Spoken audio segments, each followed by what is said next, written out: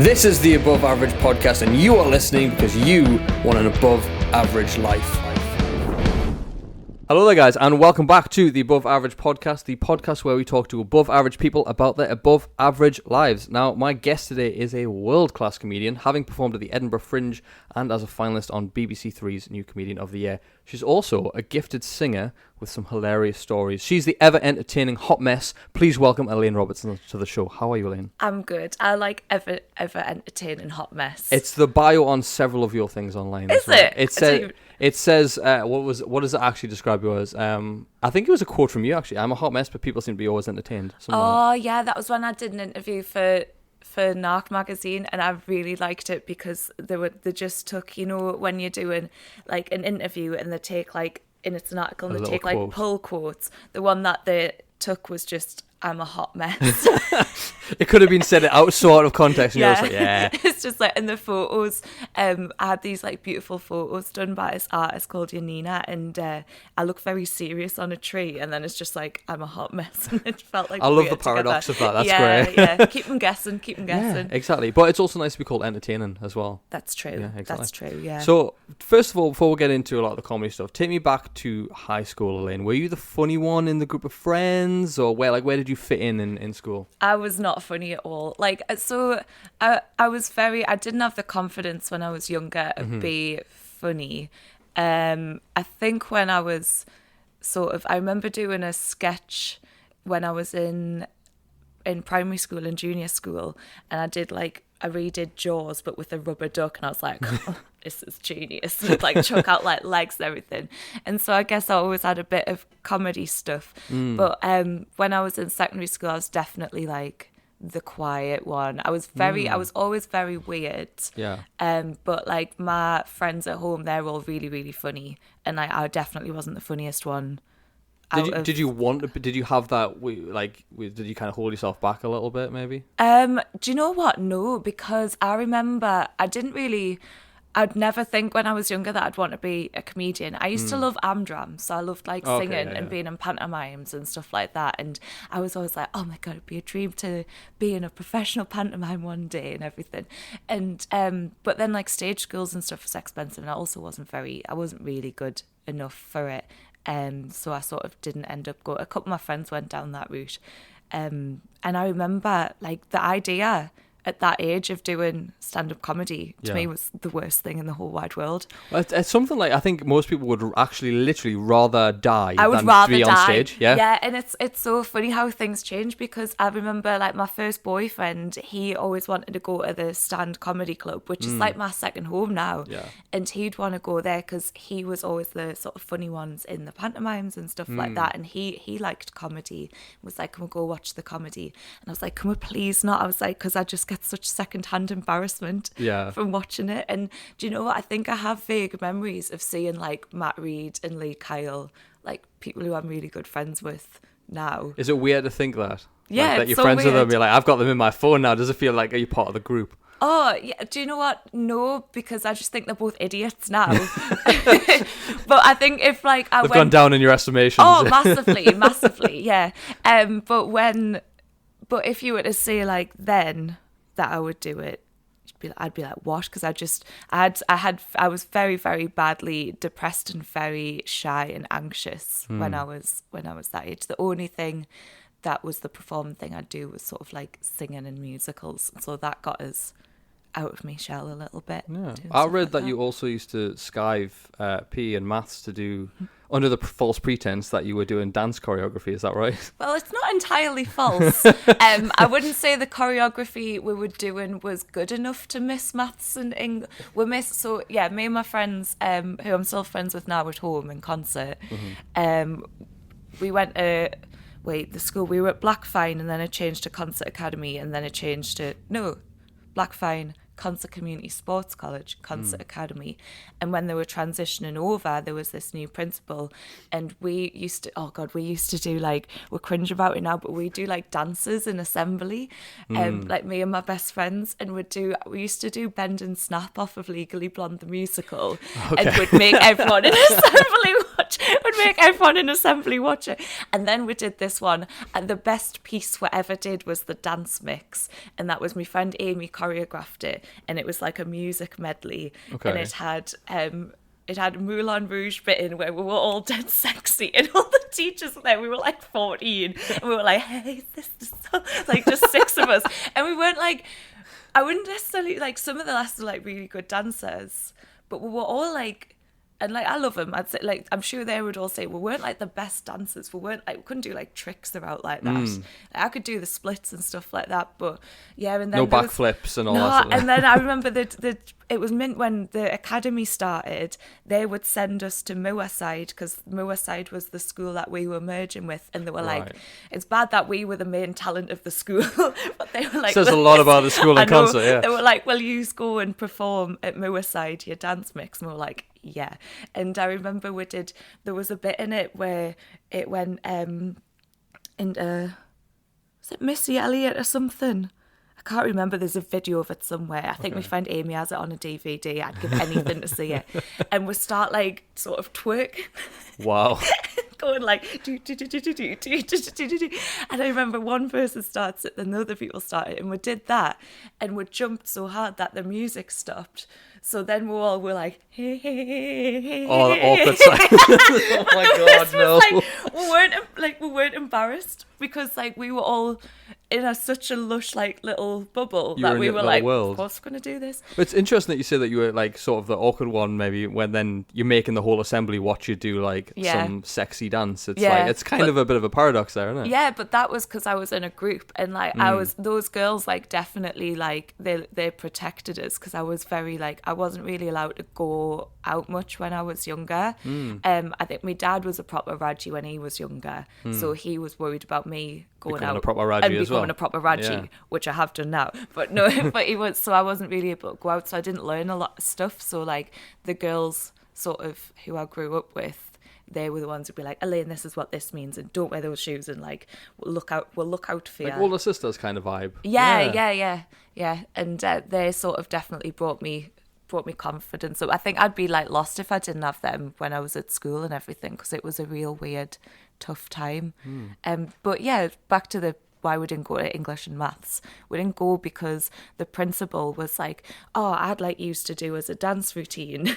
Sounds a bit creepy, innit? A little bit, yeah. And we were like, okay. And he was like, will you do it for the academy opening? And we were like, yeah. But what we did was very clever, was we never finished it. So we were always, asking for more time. We were like, we need a choreograph for this dance routine. And I think so I didn't go to maths really for GCSE. Didn't go to English. We did this IGCSE for some reason. I didn't go to RE. Missed a lot of science. Just didn't go to school full stop. And then we'd go to this room called the balcony, which had like a piano on, and we would sing songs, play on our phones, plank, because it was when planking was the thing. So take lots of photos. There's people listening going, "What the fuck is planking?" It's Do Yeah. you want to explain planking? I feel like you might have a better explanation than me. You're a bit. I would do it, but I don't know how strong this table is. It's just where it's where like it's great, right? So you're just out and about, and then you just lie like. like a literal plank. Like a plank. But it was, you did it in the most random fucking places. That was the point. It was like, who could find the most random place to plank, on people's cars and stuff. And it was really cool. I don't know why, but I remember us just all like planking around the school and everything, being like, oh, this is mint. We'd have a nap, we'd do our nails.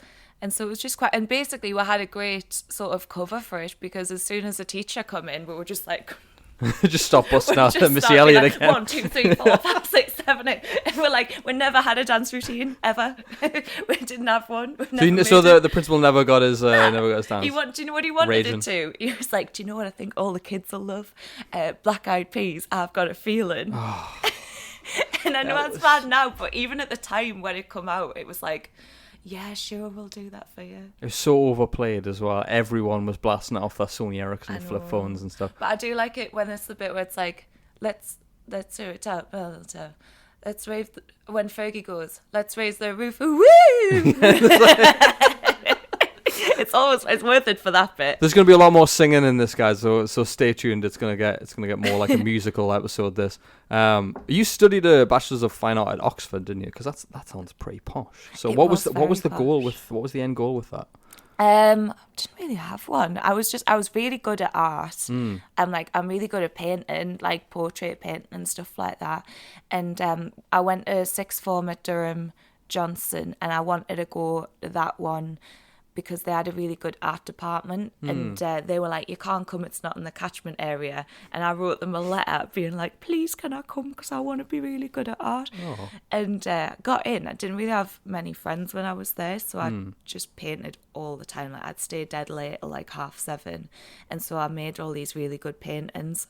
And then I got into Oxford, and it was mint crack. It was really. Sometimes I think about it now, and I'm like, that wasn't real. Because when you look at like a stand-up comedian, then you look at went to Oxford University. It's like, oh, yeah, and it's me, because I'm like, I was not saying that at all. It took me 3 to 5 working days to find this place, and it's like Lee Kyle always says, he's like, you're the dumbest smart person I've ever met. Everyone's smart in some areas. It's fine. Yeah. Mine just aren't really.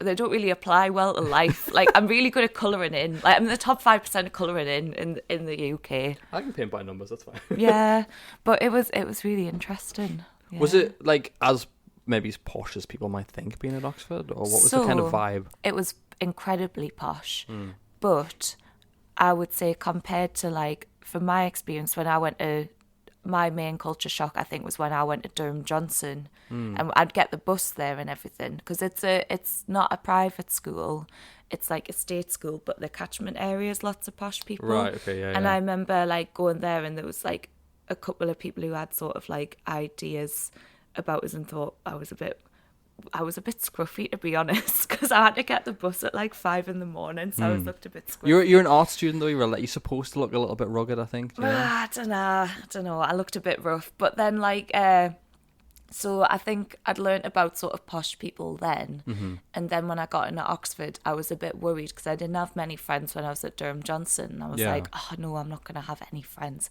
But then on the open day, I met my best friend Michael, who's my soulmate, and we made best friends. And he's this like big, really silly gay lad from Robin Hood's Bay, and like he's so fucking funny. He's my favourite person in the whole wide world, and like we met there, and so like I had a really good friend all the way through there. And also, this sounds really harsh, right, but the people, I remember in the open days there was some proper assholes who were like, this woman was like, oh, not a woman, she was a lass, because I was just a lass, we were waiting to go for interviews, and she was going, what does your father do? And I was like, what, Paul Robertson? She was like, what's your father do? I was like, I don't know, he's like works for a digger company. I was like, what does your father do? I was like, are you just asking me this so I can ask you that? And then she was like, well, he's the ambassador for Sweden. And I was like, yeah. I was like, I don't You're care. like, fuck off. I don't care. And then there was always the weird thing of like, what school do you go to? And I was like, Concert Academy. And then when I first started, when I got in, but anyway, sorry, my point being, no, it's like is that I love stories. Story time's great. That's the whole point of this podcast. No, but I forget what the actual question was. Like, so basically, like I think the annoying posh people, the ones who were a bit thick, they got filtered out and didn't get in because none of them got in. So a lot of the people who I met were from like more privileged backgrounds. Yeah. But like I had like the best friends there ever. They were so sound. I met like my friend Daisela, like she was like a princess of Nigeria. Ooh. And I was like, I got on with her really well. And then we were like, what's your claim to fame? And I was like, I've met JLS. She was That's like, pretty cool. I know, yeah. So what she's was like, it? I'm a princess. Like, I'm a princess. Yeah, like, there's always one that has to one up you though, isn't there? There's always someone that has to do one better. But it's funny because she was one of the most down to earth people there, and I had loads of stuff in common with her because me and her like getting glammed up and wearing false eyelashes and stuff like that. Things you do find you people like that. I mean, even I went to Gateshead College. I didn't go to uni, and I mean Gateshead. Have you been around Gateshead College? That's full of Rajis. I used to work at Baltic, so I used to like drive past it a lot. Yeah. I mean, I went there. And I mean, I was like, I thought I was nerdy going into college, and then when I went into college, I was like, oh no, I'm actually cool compared to these people, because it was like they were all like stinky nerds. Like, I'm a nerd, but I know how to shower. Yeah. But these nerds, they didn't know how to shower. It was terrible. So, but like, there's a few of them, I'm still in contact with now. I think when you actually find the right kind of people to blend with, it's such a nice feeling. Because I was worried that I wasn't, like, I'm not very good at making. I can communicate with people, but actually holding and maintaining friendships I find very difficult. Yeah. But like, have you always kind of struggled to build friendships, or was it just kind of at the uni times? I think what it was so like, because I grew up with those girls in concert, I never needed any more friends because they were my friends. Yeah. So then when I went to Durham Johnson and I didn't know anyone there, I was just like, what? And also, it's like, people there were nice. I think also I just wasn't in a good space to make friends. Like, I was so tired because I was getting the bus. I was really depressed and just like it was a really bad sort of mental health part of my life, so obviously I wasn't going to make many friends there. But then I think the confidence of meeting Michael off of the off when I got into Oxford, and then also lots of other people I met were really nice. And it's cool because you meet people there who are like very confident in their sort of interests, in like their niche interests, but they're not like an arsehole about it. They're just like, oh, I'm well into this like specific thing. Yeah, it's like, oh, look at my art piece, it's better than yours. It's not like that. It's just like I just met lots of cool people. And so when I went there, and that's when I started doing comedy when I was at Oxford, and people would be like, oh, what do you want to do afterwards? And they're like, oh, I think I'm gonna work in TV, or I'm gonna be a comedian. And I would have never said that really, like growing up in concert. So when you're around people, it's like, oh, I'm gonna be a politician and everything, and it's to them, they don't deserve that. They're sort of like, because they sort of are in a way like entitled, then I've become more entitled, you know what I mean? It rubs hanging off around entitled people. Then I was like, oh yeah, I was like, I could be a comedian, no bother, so I'll do that. Hanging around confident people makes you more confident though. It really which is does. Great. It really does. And like, I learned, like, so like, again, back to Michael, like, he sort of like, my friends at home helped us with my confidence. My friend Ellen helped us with my confidence, like when we were like at Newcastle College. And then being around Michael, he's just so happy and confident. And he'll be like, in the mirror, he'll be like, God, I'm so handsome today. I'm so handsome. And when he's happy, he lifts his top up and rubs his tummy like a kid. So if we're and he's a big hairy lad, we'll be in the supermarket and he'll be looking at the cold meats and he'll just be like, and he's so far away. I'm like, Michael, put your tummy away.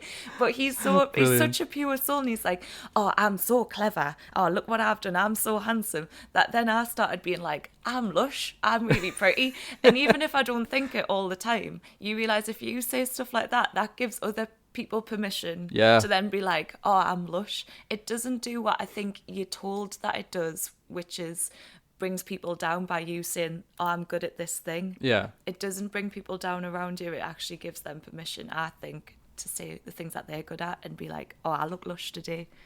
Absolutely. And I think you're never gonna ruin your life by making someone else feel good with a compliment. It's not going to put you down lifting someone up. But I think a lot of people, when they get into a negative mindset, it's like, I want to bring other people down.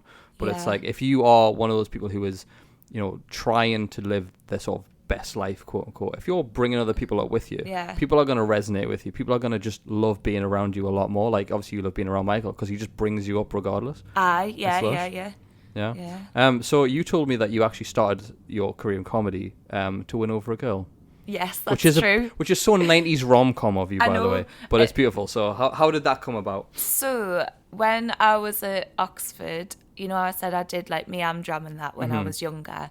I wanted to then do musicals when I was in Oxford, but I wasn't good enough to get into any of the musicals there. So I kept auditioning for like drama things, and I got in a couple of the drama stuff. And then this one thing that I got on was really cool. It was called Pussyfootin', and it was like a devised theatre comedy piece, like nothing I've ever done before. Like I used to do like My Fair Lady and stuff like that, you know what I mean? And Shakespearean dramas. No, not Shakespeare. No Shakespeare, no. If you're not slapping your thigh, it's not a thing I've done. Right, like Oklahoma, stuff like that. And this audition come up, and this is such an Oxford story for why I nearly missed it, right? So buckle in.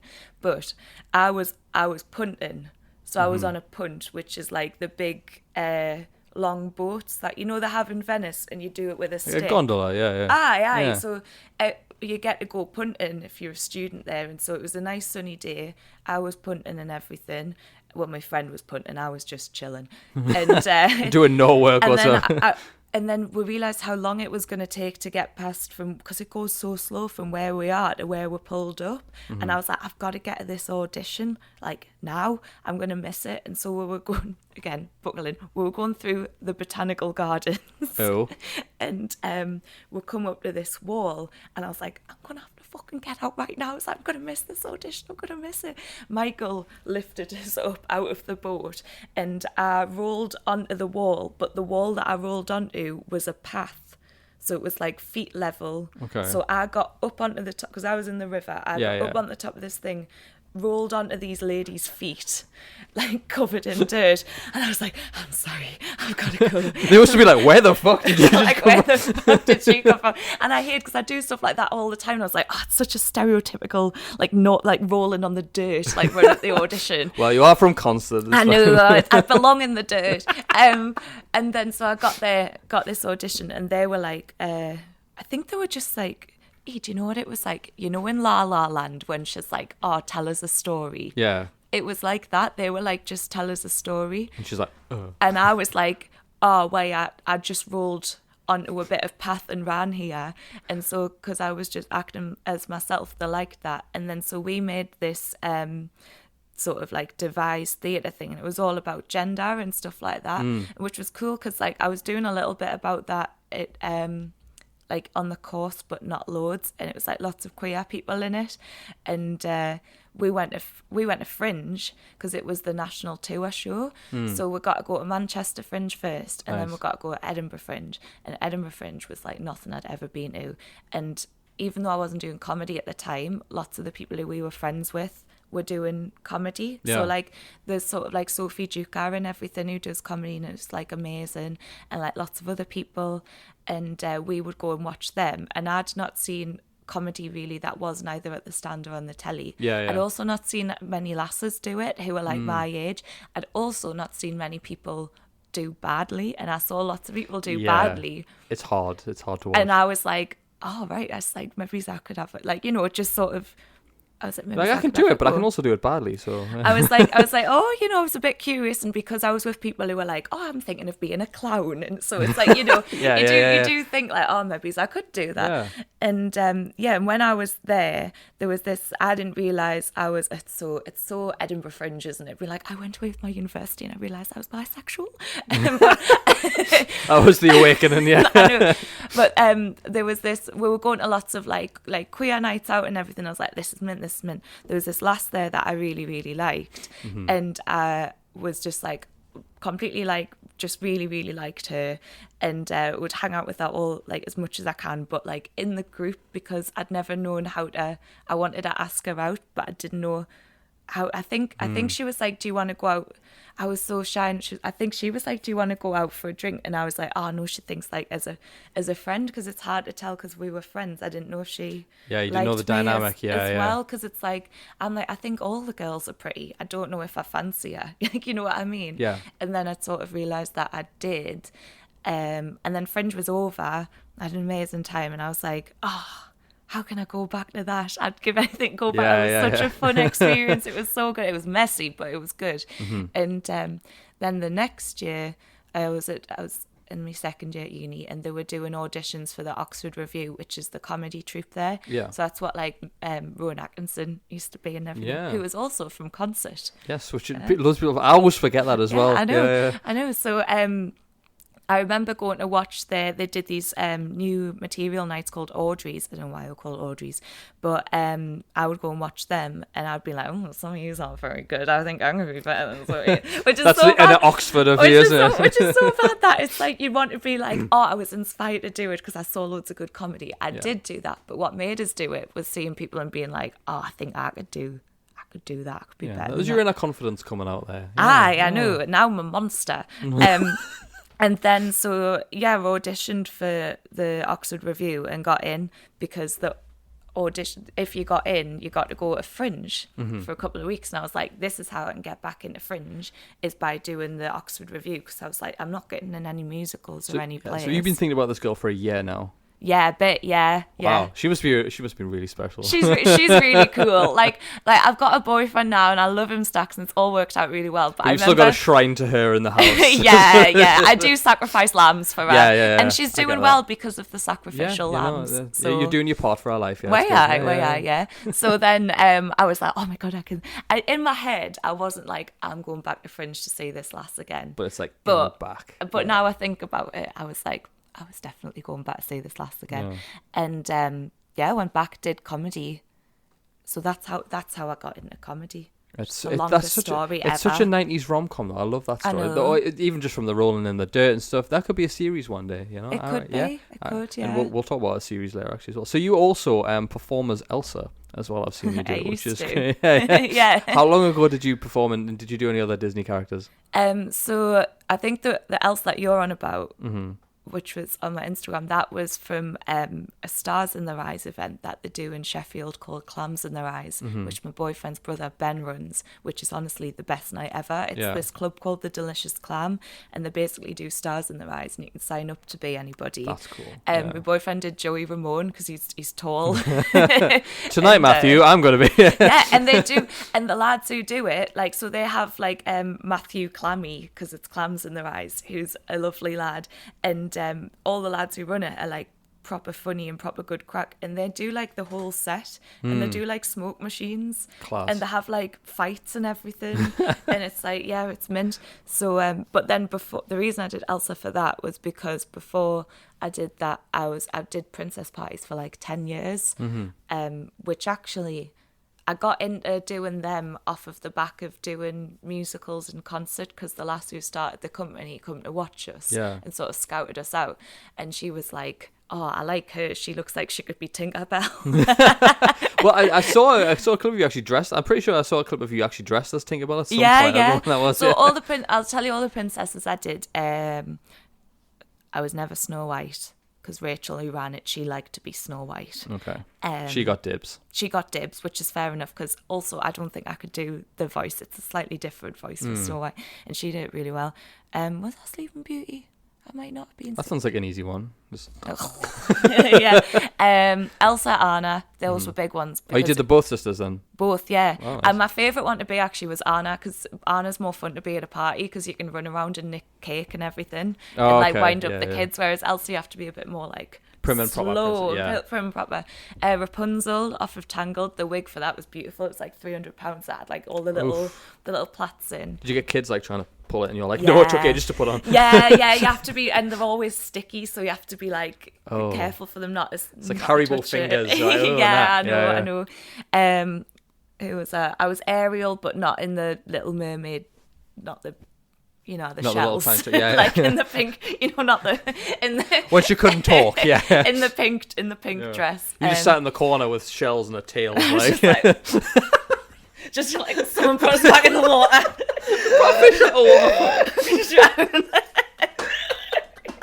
That's a mental image I didn't think I'd get today. It's just Elaine in a corner flopping like a fish. Someone chuck some water on us. The kids are just crying and screaming. Like, Mommy, what's happening to them? I did actually make a load of kids cry as Elsa once. What did you do? What did you do to these poor children?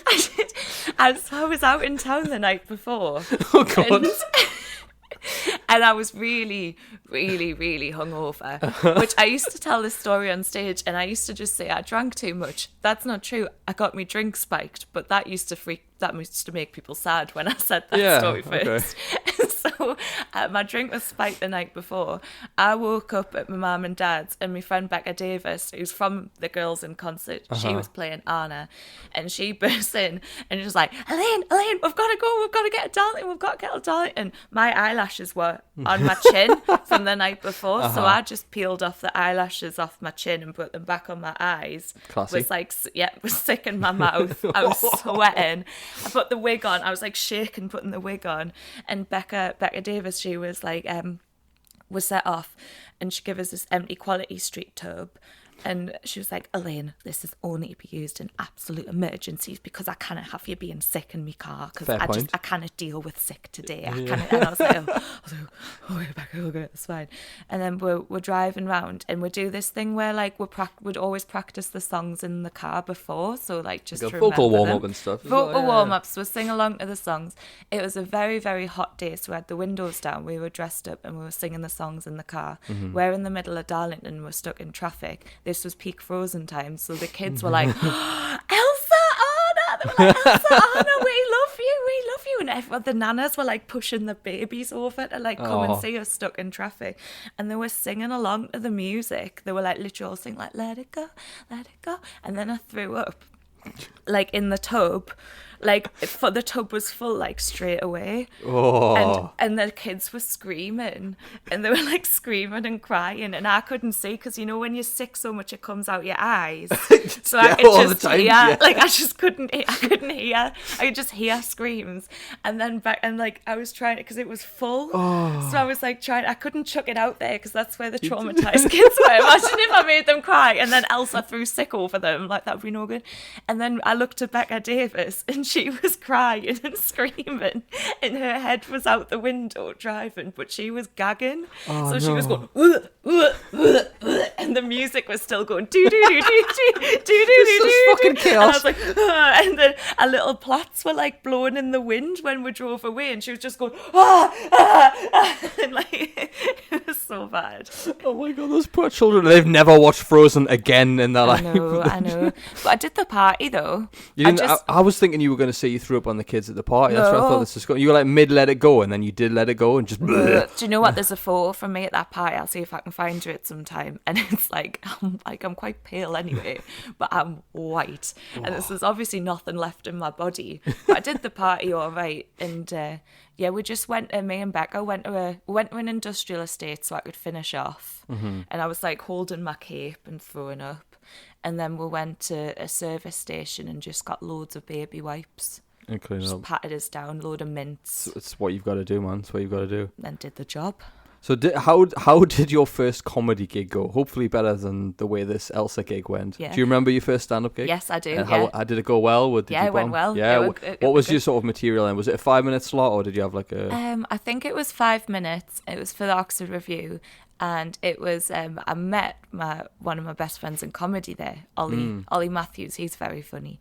And I did about princess parties. Okay. I did the princess lessons that we used to do, because we'd do princess lessons at the kids' parties. Teach people how to be princesses. Yeah, so it would be like, all royal lessons would be like, okay, so what does the princess need to be? And they'd be like, pretty. And we'd be like, no, what does the princess need to be? And they'd be like, kind. We're like, yeah, pull that thread. That's what we're going for. Yeah, fair. It's like, we'll be like, what's Merida like? She's brave, okay. And then we'd teach them to curtsy and do a royal wave, which is this. It's coming back to us now. So all that princess training's coming back. I know, it's all coming back. And there's different poses, the different princesses. So I just got the two blokes there and give them princess lessons. Yeah. And then I told a story of like working in a restaurant when I was in Oxford as well. And it was really nice because it was a perfect place to do my first comedy gig because it was in a city where I didn't know anyone. There's no one I knew there, and I hadn't even met any of the comedians before. So like, you didn't feel that pressure on you? No, yeah, yeah. It was perfect. I was so lucky that was my first one, and all the comedians were like, they were like, how long have you been going? I was like, that was my first gig. And they were like, nice. Lost their minds. And I was like, that's good. And then, after that you do some bad ones, and it's been a long time, but like, yeah. So it was nice. When it comes to, because I've had 3 other of the old friends and fellow comedians on here, and I always ask them about heckles because everyone's got a great heckle story. Yeah. What's the best heckle you've ever received, or at least maybe witnessed with your own eyes? All right, buckle in, right? We're buckling in. High Spen. Right. Say no more. We're done. I spent not so long ago. We did a one in a working men's club. This is more of a a story than an individual heckle. Okay. But I don't want to deprive you of the full experience Go that for I it. went through. Tell us all the full story. So they were all arguing before the show started. Great start. They all knew each other. And I was like, oh, this is friendly. And I was like, this isn't friendly. And they were like, fuck you, Barbara. And I was like, oh, God. And Alfie Joey was on that, actually. He'll tell you about it. This woman afterwards went, I like you. I'd climb you like a tree. To Alfie Joey. And I was like, leave Alfie Joey alone. I mean, it's a compliment in a way. It was, I can just imagine him going, thank you very much, love. I appreciate it. He went, oh, well, thank you. And so I was comparing. So it took about 5 minutes to get the show started because they were arguing with each other. And then someone brought a cold buffet round in the middle of the first section. She was like, who wants some pickled eggs? And I was like, oh, for fuck's sake. She was dishing them out and she was like, none for you, Sandra, none for you. It's like all these like internal things that are going on. Yeah. And then the best bit was I was opening the second section and this woman brings a dog in. And she brings this black Labrador in, and everyone goes, for fuck's sake, man, Karen, why have you brought it? I don't remember her name, but she's like, why are you bringing the dog in? Why are you bringing the dog into the comedy club? What you doing bringing the dog? And she goes, you can all fuck off. I'll bring my dog. Is this like where front I row, want. or is this like This just is, in the middle like of it? working men's club, like long. Oh, like a long stretch. Tables, Right, yeah. Like, yeah, and like I'm on this like little tiny stage with all like, you know, the disco lights behind where they have like the club singers on. And she comes in, they're like, oh man, what you like? And she comes down, she goes, I don't care what all you think, I don't care. So as a comedian, if something weird happens, which this whole gig was something weird happening, like someone brings a dog, you have to acknowledge it. Yeah. Otherwise the audience think that you don't have enough confidence to acknowledge the weird thing. Or they'll just be thinking about it for the whole time the next person's on. Yeah. So I was like, oh, he's a lovely dog. What's his name? And she was going like Jim or something. I was like, oh, he's no bother. And I was like, oh, so what did you bring him for tonight? And she goes, well, actually, you'd like to know, and actually everyone else who's been giving us shit since I've come in, I'll let you all know that I brought Jim out because it's his last treat before he gets put down on Wednesday. Oh, God. She goes, I'm taking him out for a last hurrah before he gets put down on Wednesday. And I was like... Did you just feel the atmosphere go... I was just like, what am I meant to say to that? I was like, oh, no. And I was like, do you not just want to be put down now? And I was like, can you put me down on Wednesday and all? But this poor dog... So I would say the weirdest heckles I've got, even though I've had horrible heckles, awful ones, like that aren't funny. So it's like, but like this dog was the funniest heckle because he was just like, he stole the show because he was dying as well. Like I shouldn't laugh because he was dying. Every time there was a big laugh in the room, which there wasn't many of, he would go ooh. So with every R.I.P. laugh, Jim the dog. With every laugh, it just brought the dog closer to death. So he was just going, ooh! And then when it was quiet, which was a lot of it, he had a food bowl and he wasn't eating the food. He was chewing the plastic round the food bowl. So he was just going... This just sounds chaotic. I love it. It was mental. 2 doors got pulled off at the end. Oh, fantastic. I had to walk one of the lads to his car. Someone was going to deck him and he didn't even realise someone was going to deck him. Wow. Stay away from high spend, guys. People listening going, oh, where is high spend? Doesn't sound as fun as Oxford does. No. I know, I've seen the one. Do you know what I like to think? I sometimes think I'm maybe one of the only people who went to Oxford and drinks in the Black Garter regularly. But that might not be true. I would like to see if there's anyone else. You're a Black Garter veteran, are you? I like to go for the That's karaoke. brave. The old lads there who do the karaoke, a good crack. Ophelia Balls is a great drag queen. She's on. I would always imagine, I've been the Black Garter once and never again. I always imagine singing karaoke would be like that scene from Blues Brothers where they've got the fucking wire, the chicken wire. That's the clock. The clock's like that. Because I made friends with Rod, who's one of the lads who goes karaoke at the Black Garter. To be fair, I haven't been in a while. I went through a phase of going quite a lot. Rod, who goes karaoke in the Black Garter, he only does Elvis and he wears glasses, and when he does Elvis, he puts his glasses over his glasses. And I was knocking about with him, and there's a lovely little lad called Terence who's dead cute.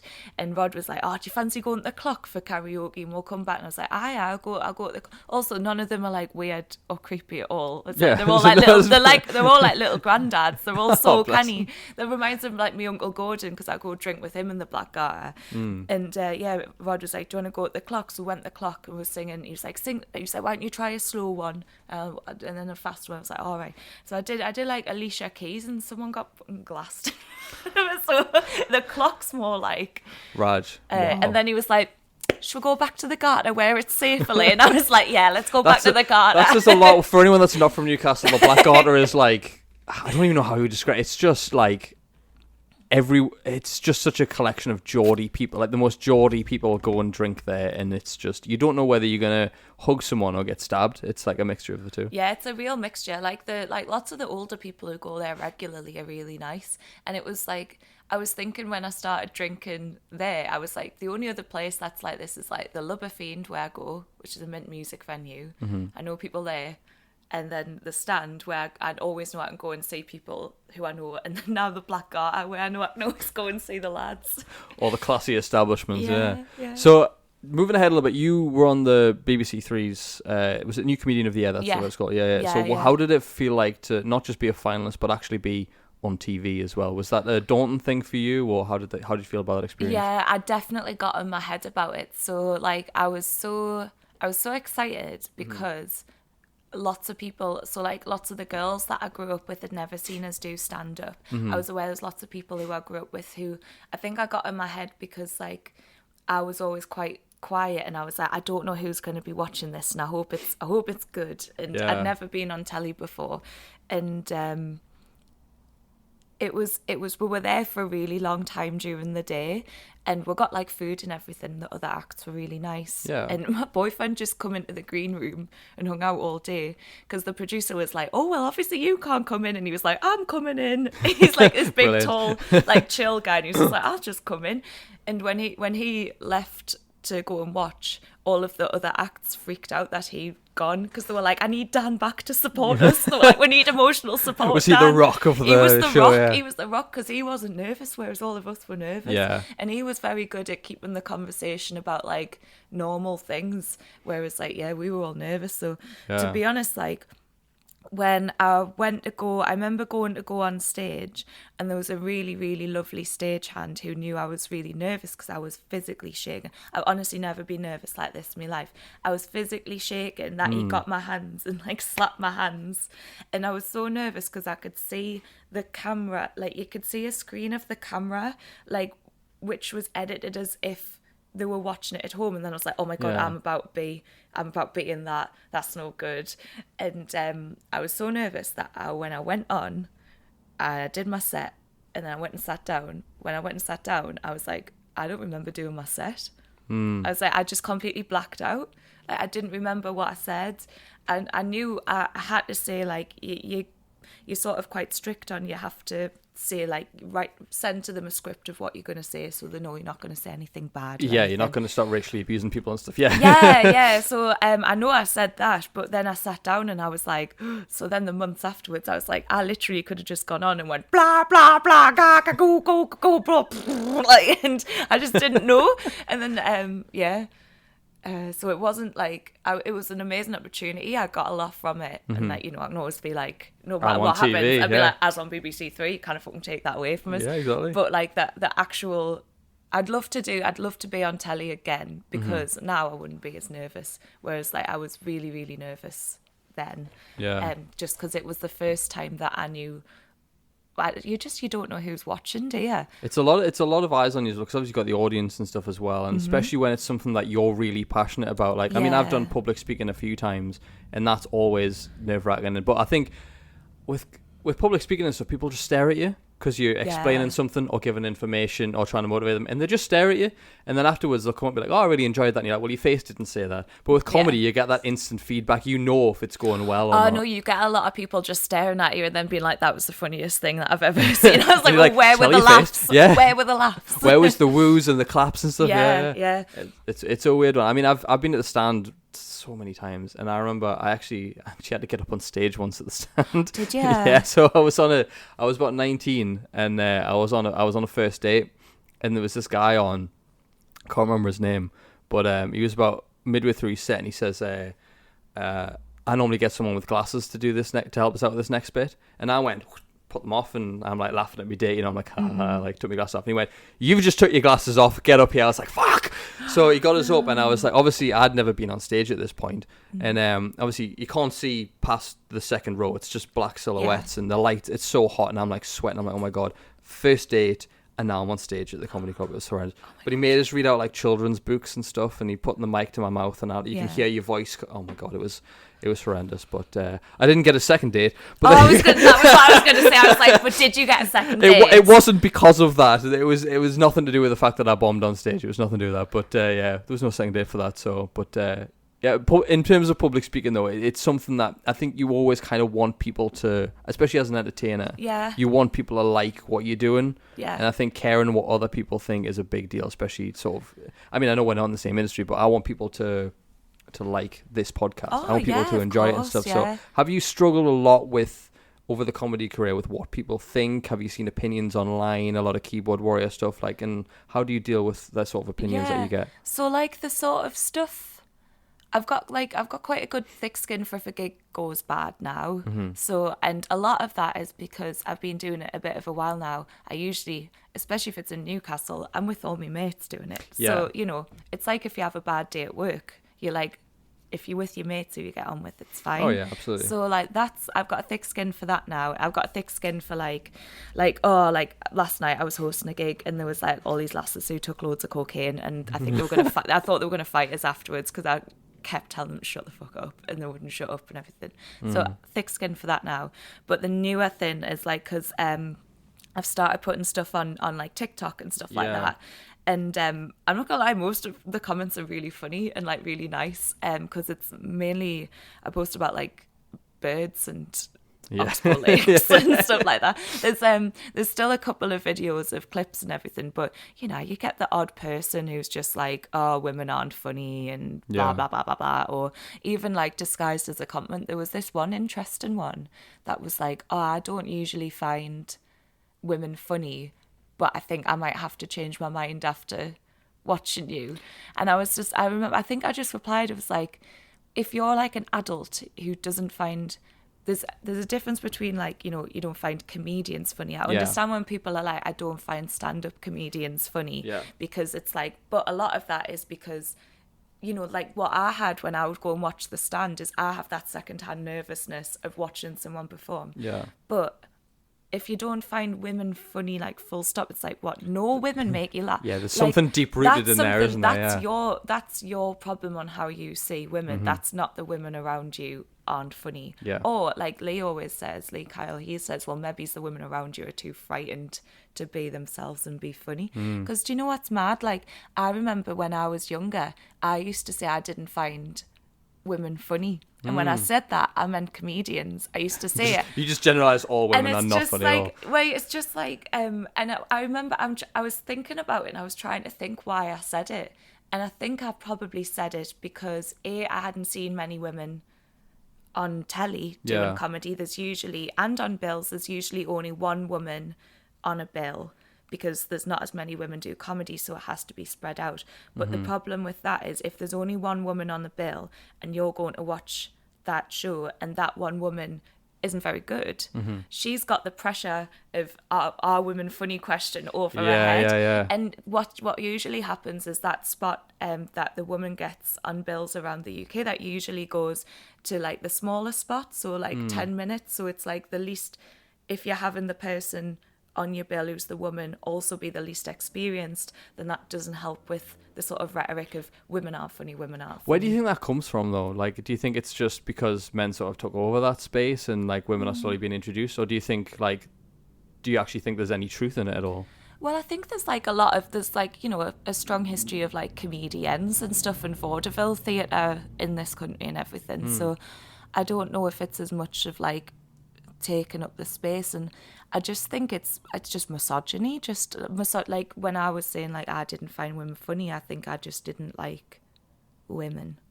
So like I had a problem with like how girls would dress. I used to be really bad for slut shaming and stuff like that when I was a young teenager, and I used to think I had to like dress a certain way to be respected and things like that. So I think it sort of more comes from that, and the general thing of, I think it's a thing that gets repeated, so it's a thing that people say and people believe. Yeah. It's I like also subtly just staying in think people's minds. I also just think there's not as many like women on telly being funny. Yeah. Like there's mainly men on, so it's like, if you've only got that one woman and it's like, women aren't funny. Yeah. Rather than being like, Michael McIntyre's on, men aren't funny. You know what I mean? Yeah, like because there's I like more, Michael yeah. McIntyre. I don't know. I was the first because person because there's more men doing it. When you get if you see very little, if you see very little women doing it, if you get one bad sort of like that's you sort and of that's not even it. to say she isn't funny. She probably just had a bad night. Like I've bombed on my arse loads of times. I've seen loads of dudes bomb at the stand and stuff. I mean, I personally like. I mean, who's a female? I mean, I don't really find Sarah Millican very funny, but I'd find her voice more annoying than anything. I don't think it's anything to do with her jokes, just her voice. But like, obviously, I had Lauren Patterson on here. She's hilarious. Sammy Dobson, hilarious. You're hilarious. Thank you. Who else? I'm Louise actually now Young's. Louise Young. I think I've only seen her a couple of times, but I remember her being pretty funny. But it's just like Kelly as well. Yeah, is really funny. There's loads of talent in the sort of northeast and that. Yeah, of, no, like female comics. We need more of them. We need more of them out there. I'm trying to think of actual like ones on TV and stuff like Live at the Apollo and stuff, and my mind's just totally going blank actually. Yeah. Well, it's like there's not as many, and people say, well, there's more men that do comedy than women and everything, but I even think sometimes with splitting the bills as well, like, if you're touring around and you're going to, I was saying I like to go and do shows when I'm like, I'm going to see my friends.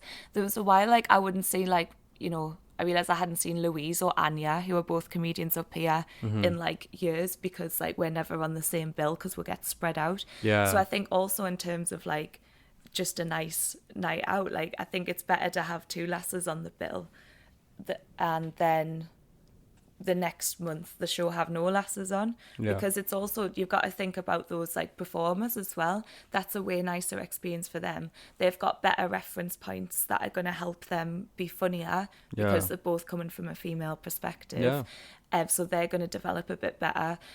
Also, it just means that both of them don't have the pressure of like, I've got to prove that women are funny to writing or something. You know it's what like, I mean? I saw is it Kelly Rickard? I saw her perform, and she always starts with like she jokes about it. I think one of her first jokes is they've let another woman come up here, kind of thing. That's her thing, and obviously like like it's just like you said, we need definitely more of them. But and there's just some people who just won't give the time of day to women trying to be funny. There's some people who just like flat out won't listen to you, won't respect you, and there's nothing. And I think it's recognising as a comic, as a woman, there's nothing I can do about that, and that's not my responsibility to fix. You just keep pushing, like, you just keep doing your thing, and then you that's what you represent. So, but in terms of finding you funny, I saw a clip of you delivering a delightful presentation on pre-cum babies. Oh yeah, pre-cum people. PCP.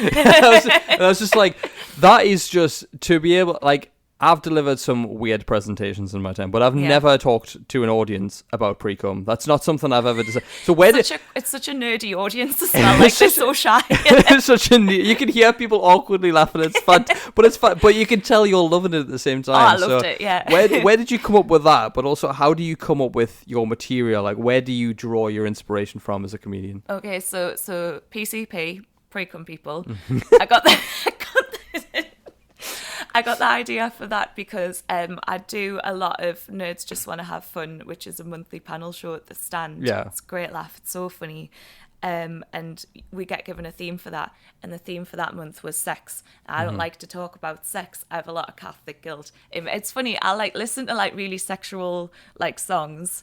I fucking love WAP and everything. But like talking about it, I was like, oh. That stands for wet ass pussy, ladies and gentlemen. Yes. Wet ass pussy. There PCP, pre-cum people. Yeah. WAP, wet ass pussy.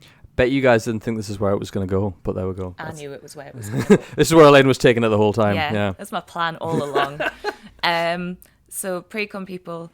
So then Dan, my boyfriend, his brother Ben, who I said runs that like nightclub gig venue in Sheffield. He's in a band called Big Break. big break, and they're really funny. They do like, I don't know what the genre is, like punk. It's like punk music. Okay, yeah. And they have a song called PCP, Pre-Cum People. And Dan was like, why don't you do a presentation about pre-cum people? And I was like, oh my God, yes. Obviously, I'm going to do a song about pre-cum, a presentation about it. You did a song about it though as well, yeah? I did their song about it. Yeah, I was yeah. like, you've got to like nod to those who have come before you in the pre-cum people research, like in the lineage. It was sticky lineage. I saw it and I was just like, I've got to watch this because this looks so funny. But like, how do you like write your material? Like, obviously that's from like your obviously real life inspiration, but where else do you get your ideas from for stuff? So like stuff that's happened to us. I'm in a weird bit at the minute with my material where like I'm doing these presentations and they're like, the ideas for them are based around facts and interests that I like rather than stories. And I find like the nicher the better. So like I've got loads of stuff I want to do about birds. The RSPB sending us a book on birds to talk about soon. It's going to be really good. And so it's like a mixture of, I work well if I've got like a topic, but mainly it's just stories of stuff that's happened. And I just sort of write down things that have happened to us, stuff about my family, stuff that's happened to me, stuff about my friends. Well, when I saw you a couple of months ago at Carl Halbert's thing, and you did the gynecology kind of skit bit there, but you also said to me that sometimes that bit doesn't go the way you want it to go.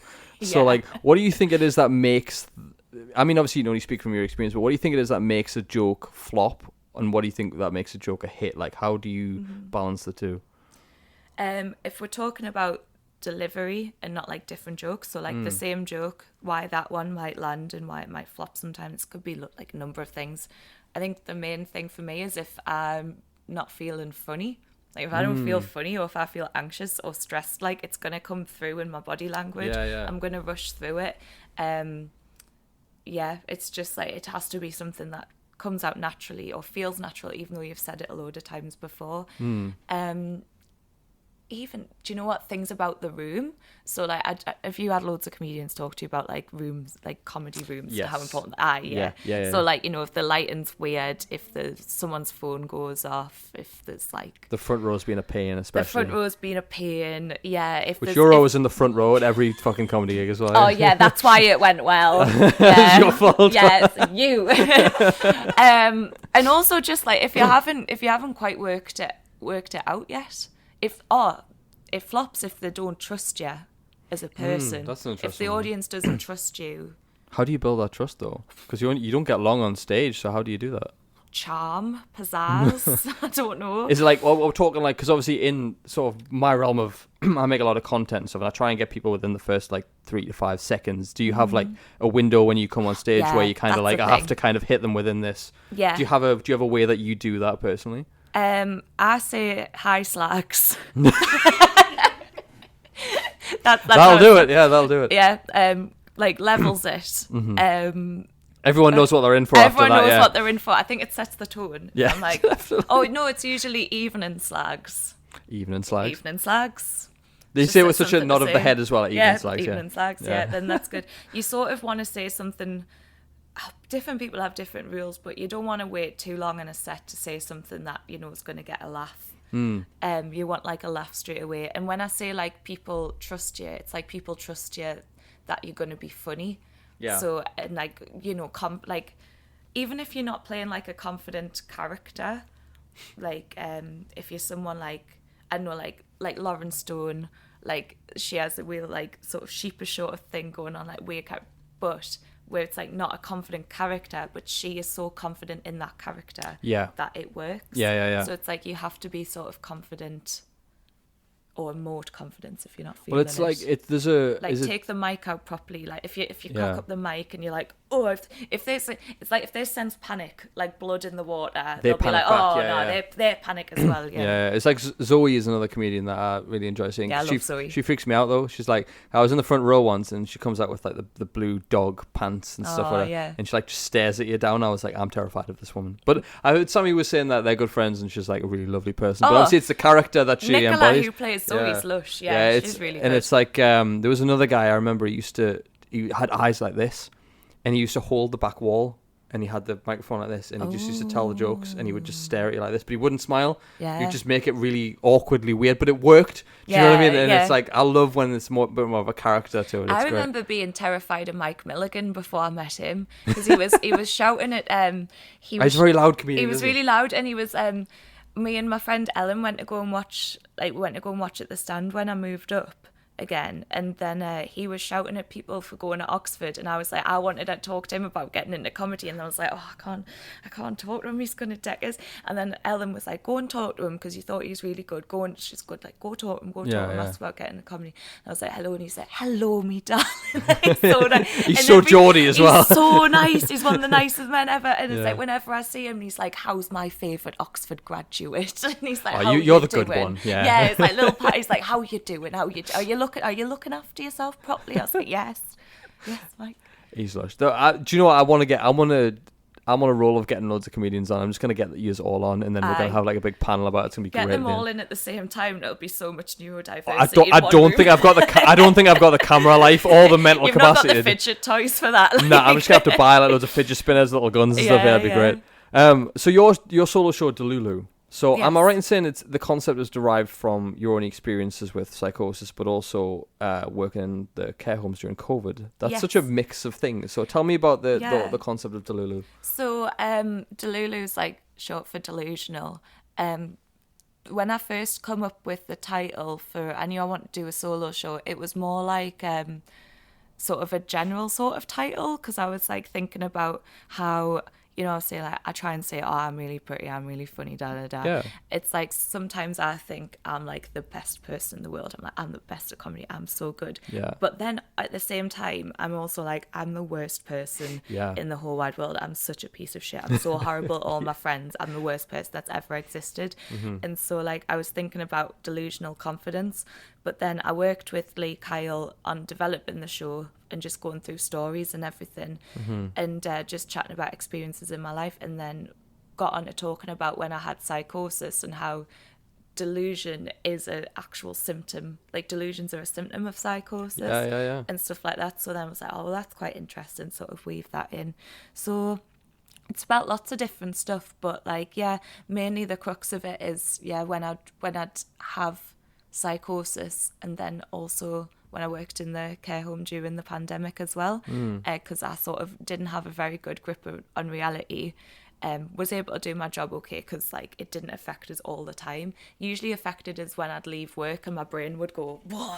Yeah. And it's sort of like I'd see like Bootsy Collins on a bike or something like that. And I'd see like it was never at work. But then at work, like, you know, you're working with lots of like the ladies that have dementia and stuff, and they'd be like, oh, I'm confused about this, and I was like, you're talking to the right person. That must have been such a crazy time though, because you're obviously experiencing this yourself, and then you're also talking to people who are, you know, not all there at the moment in the head and stuff like that. It must have been such a mental battle that you had to fight every day. Yeah, it was. I think I have this thing where like if I'm going through a stressful time, I can just push everything down. Mm-hmm. So like the stress of actually being there was stressful, but not that bad, because I was just very aware, like, I've got to look after all of these people. And also I was the activities coordinator, so I was like, because everyone was stuck there, the job used to be taking people out for coffee, taking people to church, booking in singers. But then when COVID happened, that all stopped, and they were just stuck with me. The poor souls. It was just me there to entertain Everyone them. went downhill after that. Everyone declined, so then I was like, oh, what can I do to sort of entertain them anyway? And people would say, like, I remember lots of the parents, not the parents, the kids of the parents who were living there, they would be like, can you book Vera Lynn to come and sing at the window? There was all these Vera Lynns who wanted to come and sing at the window at the time. I remember Mavis, one of the ladies there, she's very sassy, had really long hair, she's in a wheelchair, and she's like, pats me bum, she's like, Pet, come here. She's like, if I have to listen to another Vera Lynn singing through me bloody window, I'm going to get violent. She's like, I need something that's going to get me tits swinging, or like, you know what I mean? Like, she's like, this is what so... a classy broad. She was like, we're stuck in here. Like, we're stuck in here anyway. Like, why we're singing songs about like being stuck and being sad? Like, we need a party. But it was it was a really stressful but also really amazing time in my life, because I wasn't able to see any of like, well, I saw Michael because I was living with Michael. I wasn't able to see any of like, I wasn't able to see my grandma, my mum and dad, and everyone was complaining about being so isolated. But I made friends really quickly with all the residents who lived there because they weren't able to see their family. I wasn't able to see mine. So we'd just become like really close in a short period of time. And they were like genuinely like my pals. I went back the other day actually. It's like a lot of them have like died and stuff, but there was still like a couple of them there. And it was like nice to see them again. They don't remember you, they're all happy to see you and stuff. They don't remember us, they got dementia. But the sort of like, I remember them and I remember all the stuff about them. So one of the ladies, I was like, here's a picture of my cat. I was like, you've got a cat called Flossie. And then she'd be like, oh, Flossie, the cat. And then there's a lad called Paddy, who was like mint crack. He's an Irish lad, obviously. And I was like, been dancing to Elvis Day, Paddy. And like, we used to just for him, he used to like to just stay in his room. And I put an Elvis CD on for him and would just like dance to Elvis for like 10 minutes. And that's all he wanted to do. But I got to know them all well. I love it. In terms of the psychosis, though, I'm curious, like, what triggers that? Like, what happens during, like, do you call it an episode? Like, what? Because I don't know too much about it, so I'm just curious on your experience with it. So, I definitely, I think it comes from depression. Mm-hmm. So, like, when I've always had depression throughout my life, from being like a young teenager.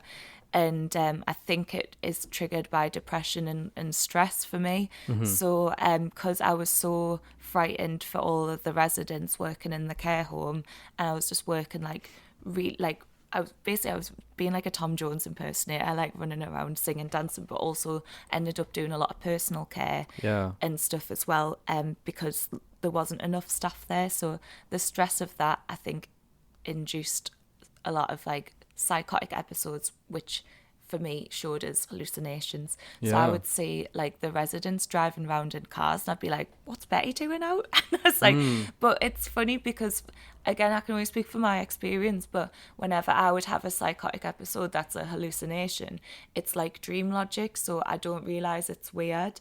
So like when the one I always talk about in my show, was when I went to pick up a pizza from Domino's at Lowfell and I nearly knocked Bootsy Collins off a child's bike. He's whizzing past us on a child's bike. And I didn't actually... I wasn't that I hit a cyclist. There was nothing there. There was no one there. And then I was like, fuck's sake, Bootsy. Went and got me pizza. Got home, I was eating it. I was like, fuck's sake, Bootsy. And then I was like, wait a second. Like, that didn't make sense then. I was like, Bootsy Collins. And I remember, and I thought I only just started having them when I worked in the care home. But actually, Michael helped us remember, my friend Michael, that I had a couple of them when I was at Oxford.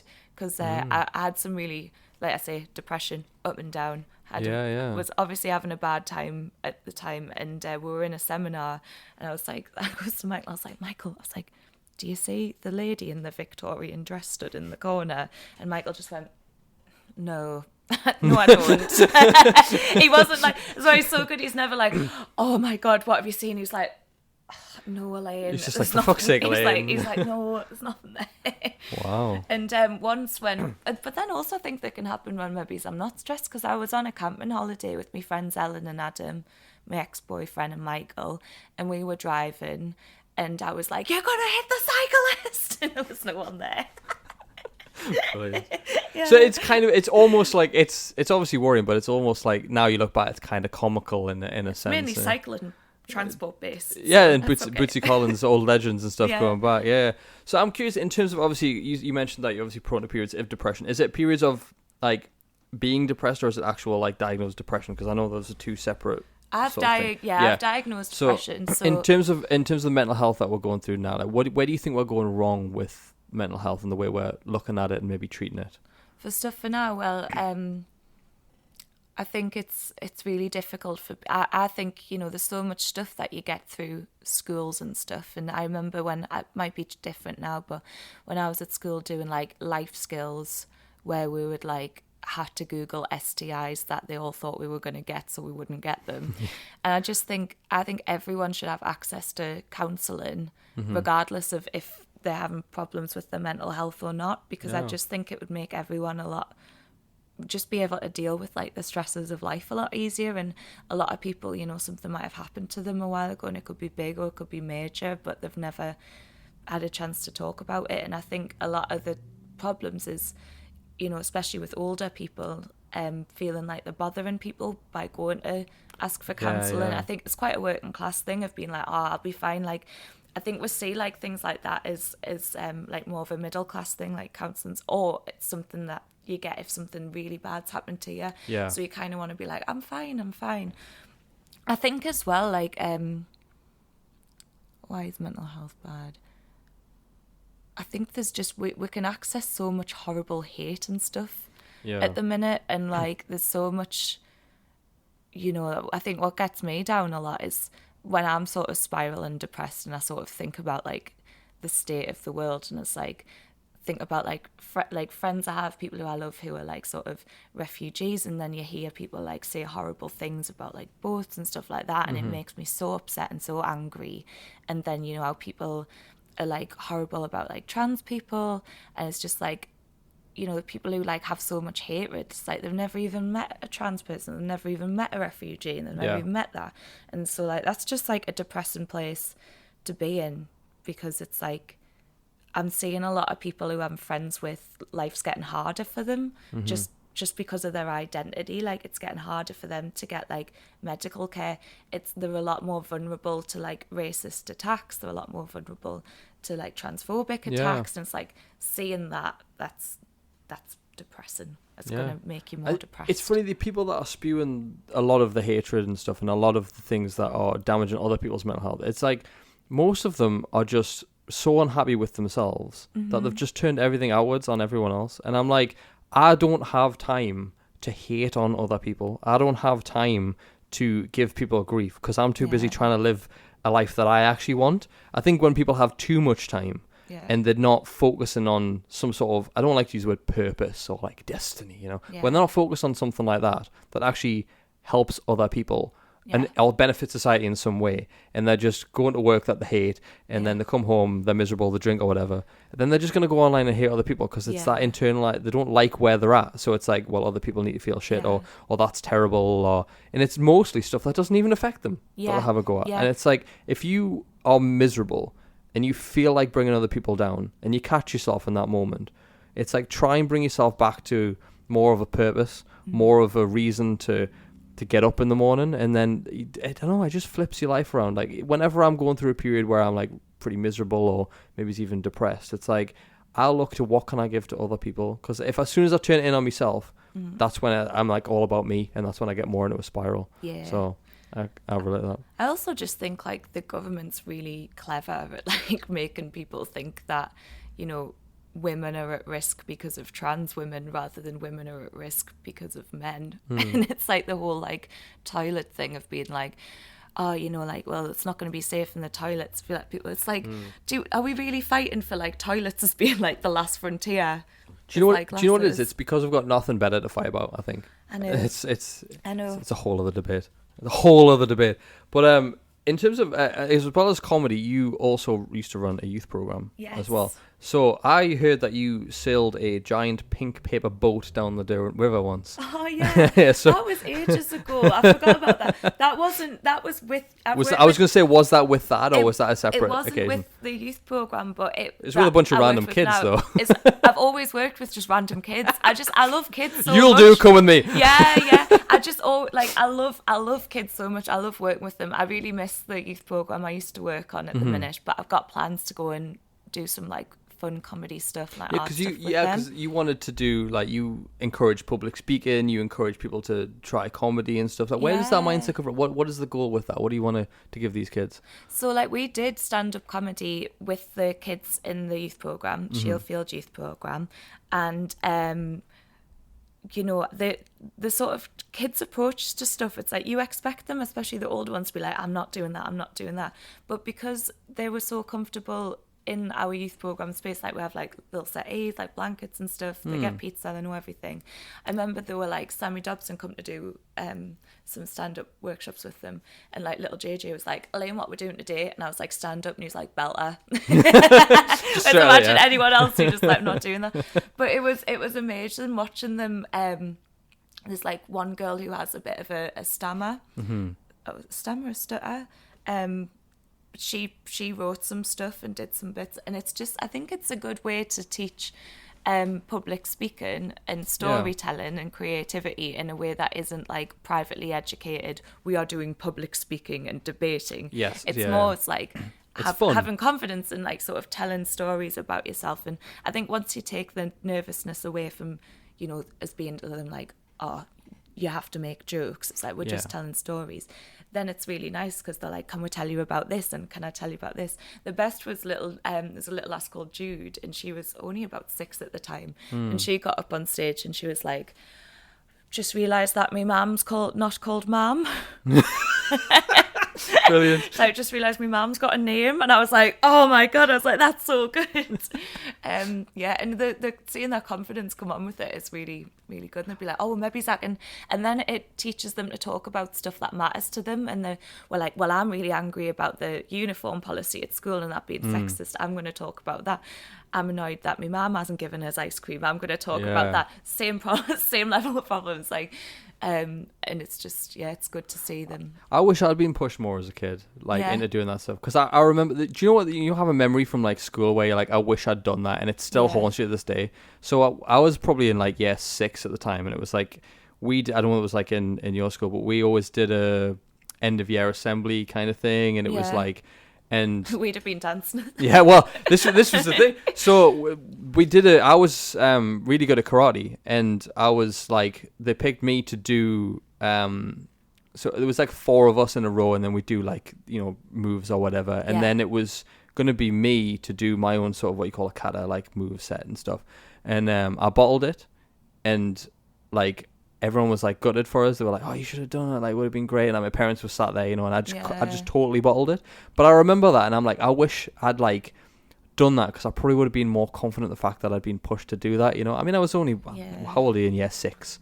Like 8 or something, 8 or 9. You know what I mean? I wish I'd been pushed more. And I think what you're doing with these kids and encouraging them to speak and open up and try and be funny or address their things that they're, you know, like I've just found out my mum's not called Mum, you know, addressing those things. I think it's great, because then so good. That's pure genius level comedy. So good. I'm so mad. Encourage that child. You could start with that though. You never know. You could play that guy. I did say it. I said to the when I told them all I was leaving to do full stand-up comedy full time, I did say to one little boy, Albie, I was like, I'm leaving and I'm stealing all of your jokes from the workshops. Just like, where'd you get your material from? Kids. Albie. Albie, what was the question you just said? You answered about what your goal was for these kids. Oh, the goal, I am curious about the pink pole. I just had a quick thought about saying about like, because I was never pushed to do anything when I was younger, whereas what I was like encouraged to. And sort of like, so I was good. This is probably why I like to hang around with the lads at the Black Garter. I used to really like going to family parties. I like to hang around with my dad and his friends, because they'd all do karaoke, and I'd always want to do that with them and like perform with them. And they were never like, this isn't for you. You're a child. You're a girl. They would just treat us the same. Yeah. And I think that's an important thing with kids, is if you just treat them the same, I don't think you should push them too much, because like, I think it's a good lesson to know that if you're really frightened and don't want to do something, you don't have to do it. You know what I mean? It's like, you know, and encouraging like that, because I think you don't want to be like, you know, have a kid doing something that they're amazing at, like gymnastics, but they don't like doing it. There's a line, isn't there? I mean, I love the phrase, true authentic expression is the opposite of depression. And I think if you encourage people to be authentically expressive in what they want. So say you've got the child, for example, and you notice that they really want to do this one thing. It's like, encourage that want, like plant that seed and let them roll with it, because it's like, you don't know who's going to grow up to be the next, and teach them it's okay to fail at it. Like, it's okay to do a thing and just enjoy doing it. Like, you don't have to sing and be like the best singer. You don't have to like do comedy and be the best comedian. You just do it for yourself. I think they have so much pressure, kids, to like be the best at a thing or not do it. Like, be like, what's the point doing it if I'm not the best at it? I mean, I'm not the best podcaster, but I still love to do it. You know, I've set this up myself. It's I don't have sponsors or anything like that. I just do it because I love it, and it might go somewhere, it might not, but it's like, you never know unless you try. So people are encouraging me now. I'm like, yes, cool. I've got a good group of friends now. Well, so I am the best comedian, so I don't know what it would like be like. Well, we'll see about that later on. I've got a question for you that you'll like. But you mentioned before you have a love for birds. And I also know that you want to be the next David Attenborough. Yeah. So, because he's coming to an end, which is very sad. I know. He's 99 now. He was 99 the other day. Yeah. So, where does your love of birds come from, and what's the future look like for you and the birds? I love birds so much. My dad used to take us bird watching with him and me. Who's it? Paul Railton. Me, my dad, Paul Railton used to go. I think it was Paul Railton. It's like, when you know someone, it's like not just Paul. Well, it was like Becca before you were calling her Becca Davis. Davis. Yeah, it's like Paul full Railton. name. Yeah. Which feels weird now, like when you're on a podcast doing it. But it's like I physically couldn't call him just Paul. Anyway, they would take us bird watching. And we'd go and look at like nests and stuff and like learn all. Basically, my dad just taught us all about birds. Like he was always interested in them. Got us a bird book when I was younger, and I just I'd go to like the moors a lot with them. Like there was a barn owl that would go and see a lot. And I'm just interested in that. I think I really love nature and being outside. And my mum and dad used to take us walks at Wascley around concert all the time. We were always outside, always in the garden. Yeah. And I think to me, like, I've been outside and like the birds thing, it's the same package, isn't it? Because you're outside and the birds there, and that's great. It's when you start dressing like a bird and trying to climb trees that it goes a little bit too far. Yeah, I know. But you also composed a song about birds, though. I did. And you promised that we might be able to hear a little snippet. Do you feel up for that? Oh, yeah, no. The birds one was, I'll have a think. I put you on the spot for that. We can come back to that if you want to sing No. to the end. It was, because it was to the song Calvin Harris Girls, but I listed off the birds that I liked. So it was like, I like those black swans. I like those mute swans. I like those redhead coots. I don't know. I just listed birds, but the chorus was, I like all the birds. I like all the birds. I like all the birds. I like all the birds. I know all me birds. I know all me birds. I know all me birds. I know all me birds. Writes itself. But actually, what I said I was gonna do for you, but I can't do it because I haven't got it on. I'm writing a song about the struggle of Eurasian beavers to Iggy Azalea work. Yeah. You know, walk a mile in these Louboutins, but they don't know shit where I'm from. I wish we do. We'll have to get you back for part two for the beavers. I definitely had like 2 feet in the red, like about the little feet being in dirt. You know, it's like 2 feet in the red dirt school skirt. It's considerably harder, this one. There's a lot of words. Just chat GPT it. That'll help you. Oh, no, I refuse. You refuse to write AI. So. Everyone's like, oh, I'll get ChatGPT to organise life. Now I will at some point. Have you ever listened to AI music? Yes. So because Lee made one about it's called The Shady Fly Lady Die. Oh, you have to send me that one. I'm glad I did this one. Someone sent me it. It was My Lady's Parrot is a Racist. Go on Spotify and look up My Lady's Parrot is a Racist. It's honestly just so stupid. And there's another one. AI. Yeah, it's all AI generated, but it's also there's also one of tripping up fat kids at the YMCA. It's another brilliant one. I'm just so immature. It's great. But I think I really want to hear this Beaver song eventually, so we'll get you back to do it. But in terms of being on TV, would you do something like David Attenborough? Would you want to do like wildlife presenter? It would be my dream to be a wildlife presenter. Like, I love comedy. If I could be a wildlife presenter, but just be like this, just me, that would be mint. Have you never thought about just getting a camera and doing like a YouTube show on it? Well, I'm gonna do I'm going to do the Beaver film with Wild Intrigue, who are like a local nature charity. Yeah. And I'm going to, basically, I just need to make more content for it. So yes, I am going to just do some videos on birds and stuff. I'm excited for this. I did see some of the other creative videos that you did on YouTube. I know you did a Blues Brothers tribute one. Oh yeah, that was you know who's in that? Michael. Yeah. Michael. I had a sneaky feeling that might be him. In lockdown. There was another one. Blades of Glory. Blades of Glory. That was it as well. Yeah, I loved that. I had to get a little watch of those. I had COVID while we did that. we were stuck in the house together, and that's why I did it. And at the end, like, he had to like literally pick up my body because I was so tired. It was very. Are you a Blues Brothers like fan? I love Blues Brothers. Oh yes, it's so good. Did you like the second one? I don't watch. There's a second one. Did you know there's a second one? No. Blues Brothers 2000. No. Yeah. Is it good? It's all right. Like Grease 2? It's no. Well, it starts with Elwood getting out of prison, and Jake's already dead because John Belushi died, and he kind of like doesn't know what to do with his life. And it's still got all the old band are still in it. Yeah. And he goes back to see the Penguin. Right. And she basically wants him to mentor this kid, and he ends up just basically kidnapping this child and forcing them to become part of the band. Sounds pretty good. Do you know what? It's not as good as the first one. Nothing ever will be, but you should still definitely watch it. I love the first one, but I get so annoyed at how long the police chase is at the end. Because by that point, I'm like, just turn it off now. It's the crash when they all just pile up and stuff. Yeah. So they held a record for this is way off topic. They held a record for the most car crash, like car pile up, the biggest car pile up in movies. Oh, really? And it was just, it was only beaten by the next movie, by Blues Brothers 2000. Nice. So it was like they hold that record, but it's still Dan Aykroyd. It's what's his name? The other guy that they get. You know the voice of Sully from Monsters Inc. I can't remember his name. Do you know his name? He's got a You know who I mean though? That deep voice. He's in it. And, yeah. Yeah. What's he called? And Cole's gonna Google it. But yeah, he's like that. He replaces kind of the John Belushi kind of character, and then I won't spoil too much, but you should definitely watch it. Just if you're a big fan as well. I will watch it for sure. Yeah. So I spoke to a few of your fellow comedians, and Kelly told me to mention something about. I know this story, but I want you to mention something about fish head. That you have a fish head lying around somewhere because something went wrong. I love fish head. I never got to use it. Yeah, so what was the story behind the fish head? So we did me, Kelly, Rickard, Hannah, Lee, we all did a kids' Christmas show at the stand last year, and we thought of this joke bit about the Little Mermaid, but I was going to be like, I'm the wrong way around and just have some and have a fish head. So we chatted about this idea when we were writing the show, and I got really excited, so ordered the fish head because I was like, obviously we're going to use the fish head. The fish head didn't even make it into the show, so now I just have a fish head. So I'm starting a kids' comedy thing soon, but I'm like, this fish head better get some use out of it. Otherwise, the next time I do Delulu, I'm just going to do it with the fish head on for the whole thing and just not say I think it'd be amazing. Just don't even mention it at all. It's very hot in there, though. Oh, but is it like a proper leathery kind of fishy? Yeah, it's weird.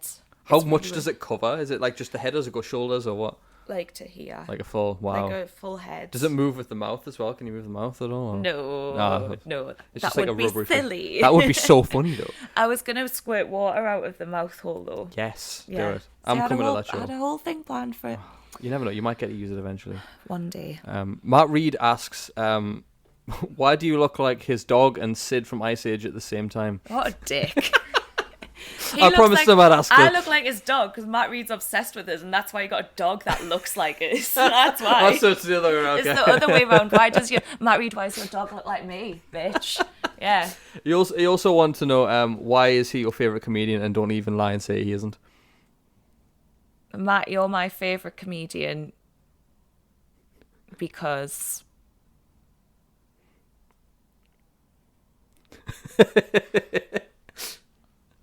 I like when you hold the stand like that. The mic stand. What does he do with the mic stand? He goes he gets it under his arm and points at people like that. Oh, and he sort of pulls his face, he's like, so what do you stewed? Yes. And he's like, you're a student, what do you stewed? Yeah, He loves doing that. My favourite one that he does is the one where someone's always a copper and he says racist or bullied at school. That's my favourite. That's good, yeah. I forgot about that one. It's great. But in terms of, obviously, everything we've talked about, obviously, there's loads of stuff that we obviously didn't go into. I also heard that. Were you a Playboy Bunny shot girl or something at some point? Yeah. I was a shot girl dressed as a sexy bunny rabbit around Big Market. It was fine. Classy. It's all right, yeah. I did it the same time as I did princess parties, and it's the same thing. That's very different. Where you're still just keeping the party going and being like, don't eat that off the floor. You know what I mean? It's the same thing. On Big Market, yeah. Don't eat that, mate. Don't eat that. No. Don't want that kebab anymore, and then mate, you'd be like, oh, go on. Yeah, you're really handsome. Yeah, go on. Go on. Oh, God. Did you have the ears or just the tail? Ears, collar, tail. That was it then. Black dress and heels. Nice. What was it? When you said Big Market, were you outside in the Big Market, or was this in a bar? I had to be outside at some point, yeah. I had to cross from one bit to the other. The worst was when, there was this... The worst, the lads were fine. There was some, it was always the groom who was always the fucking creep. Always, yeah, interesting, always. I only did it a couple of times, but like made really good friends with lots of it. Because once at the start, I think when they're like, "Oh, can we do this?" and then once I taught them, I'm like, "All right, lads, where we're going tonight?" Then I think they're sort of like, I'm not really what they got ordered, but like what they want, but they're still gonna have a good time. You know what I mean? I'm like, all right, lads, plans is Yatesies, right? Thingy. So you do like a pub crawl with them, but like I remember, you get a lot of people like judging you for it. And rather than like the lads were booking it, and I remember like people like shaking your head, you're like down the big market, and I'm like, like it's just a jobs. I was like, I'm getting paid more for this. Whereas like when I used to work in retail, and I used to get like sexualized, but on minimum wage there. So I'd rather get paid well and just call a spade a spade. You know what I mean? I love that. Yeah, that sounds good to me. Yeah, I needed the money as well, so it's like, yeah, you got to do what you got to do. But yeah, I remember being in this, and we were in Flares or something. It was all the top spots. I love Flares. I love Flares. And I was dancing with the lads, and then this one man was like, this old man comes over, and he was like, "Can I just say I think you're disgusting?" And I was like, "What?" And he was like, I was like, "Me?" And he was like, "Yeah." He was like, "You're taking advantage of these poor men." I was like, "Mate, I'm 20, must have been 25. I was like, they're in their 40s. I was like, I'm not taking advantage. He says, you are, you're taking advantage of them. And then funny, I was like, oh, fuck off. And then his wife come over, and she was like, I'm so sorry. She was this little lady who was mint crack. She was like, can I just dance with you and the boys? I was like, yes. The husband's by the bar like, and she was like, he's a miserable cunt. So how old is this guy to be in Flares? Because that's you want to talk about disgusting. Flares. Maybe it was the one before Flares. No, it was Flares, but it was like at the bottom bit at the end. I would say they were like in the 60s, 50s. That's a bit old to be in a nightclub. Like, I feel old going in at 29. They were in the nightclub for her because she was a good time. She was a party animal. She was really good. So she was like dancing with us, and I got like the men like grinding on her, and she was just grabbing my face. She was like, "You're so gorgeous. I love you. I think you look like a princess. You're so lovely." She's like, "You keep doing what you're like, doing." Pulled. I was like, yeah. And I have loads of pictures on my phone of like me and her in this cowboy hat, and we're like, hey. Class. They're divorced now after that. Yeah. They went home and had a brutal divorce. Yeah. I hope so. She was a queen. Yeah, she was really good. And he was just a jester, not a very good one. So in terms of, obviously we've looked at a lot of your career and a lot of the things that you've done, and this is a question that I ask at the end of every interview that I do, because I'm always curious about people's answer. And you can answer it however you want. There's no right or wrong. And it's simply, do you consider yourself a success? Yes. Care to expand on that? I think especially like talking through you and like saying like how much like my sort of, I think I'm successful to have got through a lot of mental health stuff. Like without sounding too grim, like I thought I would have like maybe died when I was like maybe like 20 or something. I was very suicidal when I was like very young. So, and like I'm sort of like, I'm still like how I was when I was younger, but I'm just a lot happier now, and I think that's good. So yeah, I'm a success, and I'm pretty good at comedy too. So like, I think I'm good at it. I think there's times I'm shit at it, but I think all in all, it's good. I've wanted to leave my job for ages, and I've done that. So yeah, amazing. So where can people go to follow you, and also what shows can people come see you perform at in the next couple of months? They can follow me at Instagram. I think it's Elaine Robertson _ TikTok. I think it's just Elaine Robertson Summit. I think it's 17 random numbers or something. Yeah. Facebook, Elaine Robertson Shock Horror. I think that's it really. And then shows, big one next year, over a year away. But I'm doing the Tyne Theatre. I'm doing my show Delulu there. And tickets have already been selling all right. I think a lot of them are me Auntie Barbara from concert, but just it doesn't buying them matter. all out. It's just her and a bunch of empty seats. Genuine, like me Auntie Barbara's organising a bus trip. Like she's lush. She'd love you. Should get her on. She's mint. To get Babs. Today we have Babs on. Yeah. Babs. Yeah. So that's going to be it's the 23rd of May, 2026. But you can get tickets now through like links in my bio or through the Tyne Theatre website. Brilliant. It's Elaine Robertson Delulu. Nice. Are you performing at the stand anytime soon as well? Do you know? I don't know. Oh, I've started a kids show with Lee. That's our first one of those. I think is I want to say the 24th of May. It's the Saturday, end of this month is our first one of that. Nice. And that'll just be really silly, daft. We'll have a good time, probably do some like drawings and stuff as well, like be like That quite a sounds chill, because like I think a lot of kids, like, you know, they like sort of stand up and everything, but it's going to be a lot more interactive than like a normal comedy show.